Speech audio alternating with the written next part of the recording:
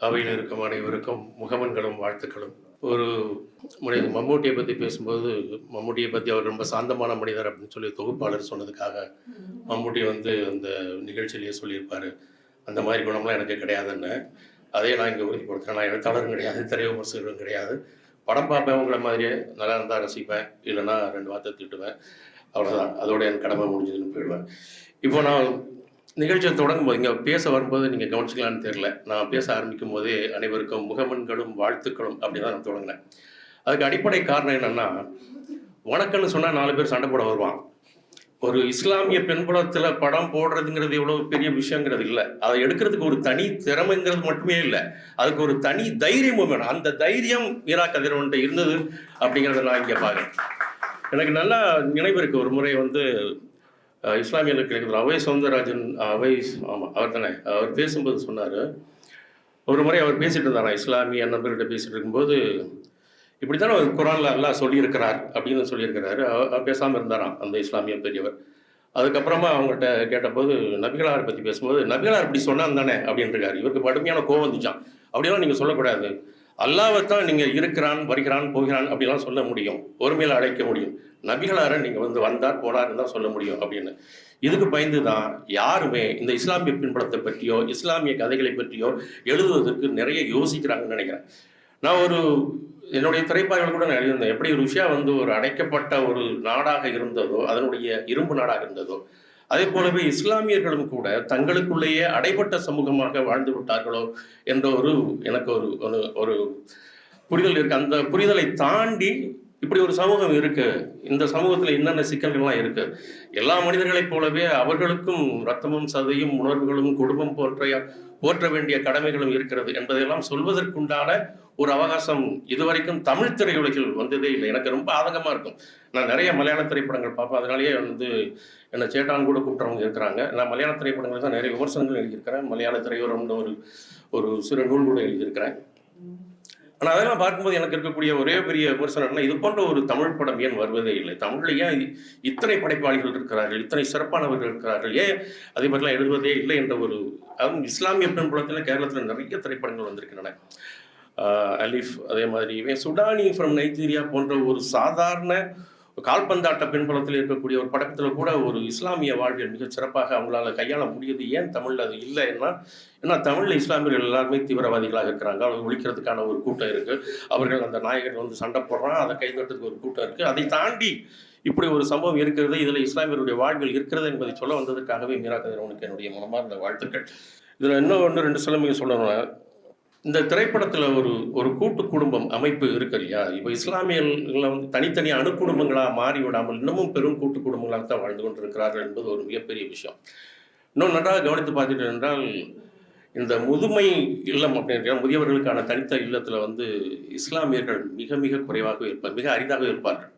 ஏன்னா அவங்களுடைய அந்த குடும்ப அமைப்பு என்பது அவ்வளவு வலுவானதாக இருக்கிறது. அதைத்தான் இந்த திரைப்படத்தில் அவரும் காட்டியிருக்காங்க. தனித்து போகுது என்பது காலத்தின் இப்போ இந்த புலம்பெயர்ந்து வாழக்கூடியவர்கள் தனித்தனி குடும்பங்களாக இருக்கிறார்களே தவிர, மற்றபடி அவர்கள் எல்லோருமே ஒரே குடும்பமாக ஒன்றாக இருக்கக்கூடிய ஒரு சூழல் இருக்கிறது என்பதைத்தான் இந்த திரைப்படத்தில் மிக அழகாக அவர் சுட்டி காட்டியிருக்கிறான்னு நினைக்கிறேன்.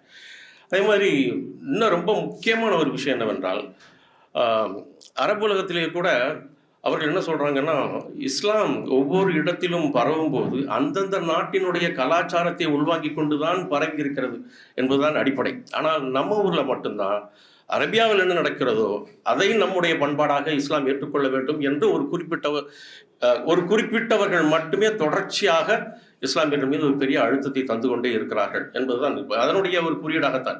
என்னுடைய தாயார் அவர்கள் இறக்கும் வரை கூட அவர்கள் புர்கா அணிந்ததில்லை, அவங்க தலையில முக்காடு தான் போட்டுட்டு இருந்தாங்க. அவங்களுக்கு அது ஒரு பெரிய சிக்கலாகவோ அது ஒரு பெரிய விஷயமாக எப்போது புலம்பெயர்ந்தவர்கள் இஸ்லாமியர்கள் இங்கிருந்து சென்று அங்கிருந்த கலாச்சாரத்தை இங்கே கொண்டு வர தொடங்கினார்கள், அது ஒரு அந்தஸ்தினுடைய அடையாளமாக தான் பார்க்கப்பட்டது. ஆரம்பத்தில் புர்கா போடுறது அதாவது பெரிய பணக்காரர்கள் அவங்க குடும்பத்தோட பேர்ந்திருப்பாங்க, அங்கே புர்கா அணிஞ்சிருப்பாங்க, அவங்க வருவாங்க, அவங்க புர்கா அணியும் போது அதே போன்ற புர்கா அணிய வேண்டும் என்ற ஒரு எண்ணம் தான் தோன்றியது. நான் சொல்வது இது ஒரு பெரிய அதிர்ச்சியாக இருக்கலாம், இல்லை இது ஒரு பெரிய விஷயமா இருக்கலாம். அந்த விஷயத்தை மிக தெளிவாக கையாண்டிருந்தார் மீரா கதிரவன். அதில் எந்த ஒரு விதமான ஒளிவு மறைவுமே கிடையாது. ஏனென்றால் அந்த பெண்கள், அந்த வீட்டில் இருந்த பெண்கள் எல்லாருமே முக்காடு தான் அணிந்திருப்பாங்க. நீங்கள் நல்லா கவனிச்சிங்கன்னா அந்த படம் தொடங்குகிற காலகட்டத்தில் அது 2000 பின்பு வரக்கூடிய காலகட்டத்தில் தான் வரக்கூடிய அந்த இஸ்லாமிய பெண்கள் புர்கா அணிவது போல காட்டிருப்பார். ஆனால் அந்த பெண்கள் தனித்துவம் மிக்கவர்களாக இருக்கிறார்கள். அந்த ஆணை கேள்வி கேட்பவராக இருக்கிறார்கள். நீ ஏன் பேசல என்று கேட்கக்கூடியவர்களாக அவர்கள் இருக்கிறார்கள் என்பதையும் பதிவு செய்திருந்தார். அது எந்த நாள் வருகிறது என்றால், பெண்கள் கல்வி கற்றதனால் வந்தக்கூடிய அந்த இஸ்லாமிய சமூகத்தில் பெண்கள் கல்வி கற்பது என்பதே ஒரு பெரிய விஷயம். ஆண்கள் கல்வி கற்பது என்பதே ஒரு பெரிய விஷயமாக தான் இருந்தது. அவங்க சொல்லுவாங்க, பெரும்பாலும் இஸ்லாமியர்கள் பெரும்பாலாக வசிக்கக்கூடிய இடங்களில் இருப்பவர்கள்லாம் என்ன சொல்லுவாங்கன்னா, அவன் படித்து முடிச்ச உடனே இந்த இடத்துல எப்படி ஒரு படத்தில் அவனுக்கு மீசையை ஒட்டி அவனை எப்படியாவது ஏற்றி விட்டுறதுக்காக ஏற்பாடு செய்கிறார்களோ, அதே போலவே நிறைய எடுத்து முடிச்சோடனே நிறைய இஸ்லாமிய பகுதிகள், இஸ்லாமியர்கள் பெரும்பாலியாக வரக்கூடிய பகுதிகளில் அவர்கள் படித்து முடிச்சோடனே, அதாவது மேல்நிலை படிப்பு வரும் முன்னாலேயே அவர்களுக்கு உடனே அவர் லைசன்ஸ் வாங்கி அவனை அனுப்பி அவர் மெசஞ்சர் பாயாவது அவன் வாழட்டும் அப்படிமா. அவன் திரும்ப வரும்போது அவனுக்கு 2 ஆண்டு கால இளமையை தொலைத்து விட்டு இங்கே அவன் வாழ வேண்டிய ஒரு சூழல் இருக்கும். அந்த விஷயத்தை கூட மிக தெளிவாக அவர் பதிவு செய்திருக்கிறார். ஆனால் இந்த இஸ்லாமிய வாழ்வியல் என்ற எல்லாரும் தொடர்ந்து பேசிக்கொண்டிருப்பதால் புலம்பெயர் வாழ்க்கையினுடைய அந்த ஒரு அழுத்தத்தை, அந்த புலம்பெயர் வாழ்க்கையினுடைய அந்த கஷ்டங்களை எல்லாம் இந்த திரைப்படத்திலே கொண்டு வந்திருப்பது யாருக்கடியும் படாமல் போய்விட்டது ஒரு விதமான துரதிருஷ்டம் என்றுதான் சொல்ல வேண்டும். பார்த்தீங்கன்னா அந்த கதையினுடைய நாயகன் அவர் அந்த கசில் ராஜா சார் அவருடைய தம்பியாக நடிச்சிருக்கக்கூடிய அவர் போயிருப்பாரு. அவர் அந்த திரைப்படத்தில் போனதுக்கு அப்புறம் எப்போ வந்தார்னு யோசிச்சு பாருங்க, வந்திருக்கவே மாட்டார். தன்னுடைய அண்ணனுடைய இறப்பில் கூட அவரால் கலந்து கொள்ள முடியாத ஒரு சூழல். அது புலம்பெயர் வாழ்க்கையினுடைய எவ்வளவு அழுத்தமான வலி என்பதை அது உணர்ந்தவர்களுக்கு மட்டும்தான் தெரியும். கோவிட் காலத்தில் என்னுடைய தந்தையார் இங்கே இறந்தபோது என்னால் வர முடியாத ஒரு சூழல் ஏற்பட்டது. அதை நேரடியாக அனுபவித்தேன் என்ற வகையிலே சொல்கிறேன். அது போன்ற அதே போல எத்தனையோ விஷயங்கள், எத்தனையோ பேருக்கு அது போன்ற இறந்தவர் யாராவது ஒருவர் இறந்து விட்டார். இஸ்லாமியர்கள் என்று மட்டுமல்ல, பொதுவாகவே புலம்பெயர் வாழ்க்கையில் யாராவது ஒருவர் இறந்து விட்டார். சாதாரண வேலை செய்பவர்களுக்கு உடனே ஒரு விமானத்தை எடுத்துக்கொண்டு அடுத்த நாளே வந்து சேரக்கூடிய ஒரு வாய்ப்பே இல்லாத ஒரு சூழல் இருக்கிறது. அதையும் கூட மிக அழகாக பதிவு செய்திருக்கிறார் என்று சொல்லி அந்த வாழ்க்கை. ஆனால் அதை பற்றி யாருமே பெரிய விமர்சனங்களை யாருமே பெரிதாக முன்வைக்கவில்லை. அந்த புலம்பெயர் வாழ்க்கை, அந்த குடும்பம் நல்லா இருந்துடும், அந்த குடும்பத்துக்கு ஓரளவுக்கு பொருளாதார செழிப்பு வந்துவிடும். ஆனால் அந்த குடும்பத்தை சேர்ந்த பெண்ணுக்கு இந்த நகை தான் எனக்கு சந்தோஷமான கேட்கிற கேள்வி இருக்குல்ல, அந்த கேள்விக்கு பின்னால் இருக்கக்கூடிய வலி அது எத்தனை பேர் உணர்ந்திருக்கிறார்கள் என்று தெரியவில்லை. அதுதான் புலம்பெயர்ந்து வாழக்கூடிய அந்த பெண்களுடைய வலி, அது மிக அழகாக பதிவு செய்யப்பட்டிருக்கு. அதே போல கசில் ராஜா சாருடைய நடிப்பை பற்றி எல்லாருமே சொன்னாங்க. மிக அற்புதமான என்ன சொல்றது, மிக இயல்பாக ஒரு இஸ்லாமியர் எப்படி இருப்பார், அவர் எப்படி நடப்பார், அவருடைய வீட்டில் என்ன சம்பவம் வரும்போது, வெளியே போகும்போது எப்படி அவருக்கு ஏற்படக்கூடிய துன்பங்களை அவர் எப்படி சமாளிச்சுக்கிறார், தன்னுடைய மகனுக்கு ஒரு சிக்கல் வரும்போது அதை எப்படி உள்ளுக்குள்ள பொறுமை கொண்டே அதை தயார் சொல்கிறார் போன்ற விஷயங்கள் எல்லாம் மிக அற்புதமாகவே அதை சொல்லியிருந்தார். அதனால் அவருக்கு என்னுடைய மௌனமான இந்த வாழ்த்துக்களை மிக சிறப்பாக நடித்திருந்தீர்கள், நன்றி. அந்த தேர்வு செய்ததற்காக சொன்ன மாதிரி அதுக்கும் நான் மீரா கதிரவனுக்கு நன்றியை சொல்ல வேண்டும். அப்புறம் இன்னொரு முக்கியமான வசனம் கூட அந்த திரைப்படத்தில் இருக்குது, அதையும் சொல்லி முடிச்சலான்னு நினைக்கிறேன். நம்ம நீளமான உரையை நிகழ்த்திடக்கூடாது என்பதற்காக. அந்த ஒரு சிக்கலான சூழல் திருமணம் தடைப்பட்டுப்படக்கூடிய அளவில் டக்குன்னு இந்த பெண்கள் பேசிடுவாங்க. அந்த பெண்கள் பேசுறதுனால அது ஒரு சிக்கலாகிவிடும். அந்த சிக்கலாகிறதுனால அந்த திருமணம் நடைபெறக்கூடிய நேரத்தில் அந்த பெண்ணுடைய தகப்பனார் ஷாகுலமி தான் நடிச்சிருந்தார் நினைக்கிறேன் அந்த காட்சி. அவர் வெளியே வரும்போது ஒரு வசனம் சொல்வார், எல்லாத்தையும் அல்லான்னு ஒருத்தன் பார்த்துட்டு இருக்கான், அவனுக்கு எல்லாம் தெரியும் அப்படின்னு ஒரு வார்த்தை. அந்த வார்த்தை மிக அழுத்தமான ஒரு வார்த்தை. அந்த வசனம் அதுதான் உண்மையிலே இஸ்லாமிய வாழ்வினுடைய அடிப்படையை நான் சொல்ல வரேன். எல்லா விஷயத்திலையுமே இஸ்லாமியர்கள் நம்புவது எல்லாத்தையும் இறைவன் ஒருத்தன் இருக்கான், அவன் பார்த்துக்கிட்டு இருக்கான் அப்படிங்கிறதான் ரொம்ப அழுத்தமாக நம்புகிறார்கள். மற்ற விஷயங்கள் எல்லாம், மற்ற கலாச்சாரங்கள், மற்ற விஷயங்கள் எல்லாம் வெவ்வேறு காரணத்திற்கு வெவ்வேறு காரணங்களுக்காக அது திரித்தும் மறித்தும் இங்கே போயிட்டு இருக்கு. அதெல்லாம் முக்கியம் இல்லை, இறைவன் ஒருவன், அதில் எல்லாரும் நம்பிக்கையோடு இருக்கிறார்கள் அப்படின்பதை மட்டும்தான் இந்த வசனம் மிக தெளிவாக சொல்லியிருக்கும்.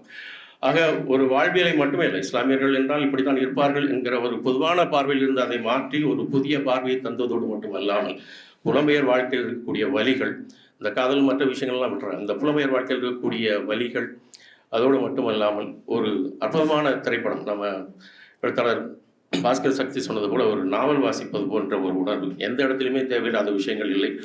ஒரே ஒரு விஷயம் மட்டும் எனக்கு சின்னதாக ஒரு பொருத்தம் இருந்தது. ஏன்னா இந்த இஸ்லாமிய பெண்கள் காட்சிப்படுத்தப்பட்டது எனக்கு மனதிற்கு இதமாக இருந்தாலுமே கூட அவங்கெல்லாம் ஒரே அணுமூஞ்சியாக இருக்கிற மாதிரியே இருந்தது. ஆனால் இஸ்லாமிய பெண்கள் வீட்டுக்குள்ளார எவ்வளவு உற்சாகமாக இருப்பார்கள் என்பதை பதிவு செஞ்சுருக்கலாம். அது அந்த சுடானி பெருமையெல்லாம் அதுவும் அந்த பெத்தாக்கள் இருக்காங்க, பெத்தாக்கள்லாம் பாட்டிகள், அந்த பெத்தாக்கள்லாம் அடிக்கக்கூடிய அந்த இது இருக்குல்ல, அதெல்லாம் ஆமாம், அதெல்லாம் அற்புதமாக இருக்கும். அதான் எங்கள் ஊரில் ஒரே ஒரு சம்பவத்தை சொல்லி முடிச்சிடுறேன். அந்த போஸ்ட்மேன் வருவார். மாதம் ஆனால் அவங்களுக்குலாம் வீட்டுக்கு மணி ஆர்டர் வரும். அப்போ மணி ஆர்டர் வரும்போது முதல் ஒரு வாரத்துக்கு அவங்க ரொம்ப பரபரப்பாக உட்காந்துருப்பாங்க. அப்போ அவங்க கேட்பாங்க. அவர் போஸ்ட்மேன் வரும்போதே கேட்பாரு. அவர் வரும்போது "அஸ்ஸலாமு அலைக்கும்ன்ட்டு" வருவார். அவரு ஒரு இந்து சமூகத்தை சேர்ந்தவர் தான். ஆனா வரும்போதே "அஸ்ஸலாமு அலைக்கும்" சொல்லிட்டு தான் இங்க வருவாரு. வரும்போது பார்க்கும்போது, "என்ன?" அப்படின்னோனே, "இல்லம்மா" அப்படின்னு சொல்லிட்டே போவாரு. அப்போ 1 நாள் பார்ப்பாங்க, 2 நாள் பார்ப்பாங்க, 3வது நாள் போவான். "இந்த கொள்ளையில போவானுக்கு இதே வேலையா போச்சு" அப்படிம்பாங்க. அவர் போனவர் திரும்பி வந்துருவாரு. வந்துட்டு, "அந்த கொள்ளையில போவான் அனுப்புனா தானே இந்த கொள்ளையில போவான் தருவான்" அப்படின்னு அவர் சொல்லுவார். ஆனா அது வந்து அது எந்த அளவுக்கு ஒரு இணக்கமான சூழல் இருந்தது இந்துக்களுக்கும் ஆ இஸ்லாமியர்களுக்கும் கூட எல்லா சிக்கல்களுக்கும் இடையில இந்த மாதிரியான சின்ன சின்ன அது பணம் கிடைக்கலையேங்கிற வருத்தத்துக்கு இடையிலுமே கூட அந்த ஒரு சின்ன நகைச்சுவை, அந்த ஒரு இணக்கம் இதெல்லாம் இருந்தது. இன்றைய காலகட்டத்தில் அது போன்ற ஒரு இணக்கம் இல்லாத சூழலில் அந்த இணக்கத்தை உருவாக்குவதற்காகவே இந்த படம் வந்திருக்கிறதோ என்று நம்புகிறேன். அதற்காக உங்கள் அனைவருக்கும் நன்றி. வாய்ப்பளித்ததற்கு நன்றி. அன்பு நன்றி. இந்த வீடியோ உங்களுக்கு பிடிச்சிருந்தா லைக் பண்ணுங்க, ஷேர் பண்ணுங்க, கமெண்ட் பண்ணுங்க. மறக்காம OH சினிமா சேனலுக்கு சப்ஸ்கிரைப் பண்ணுங்க.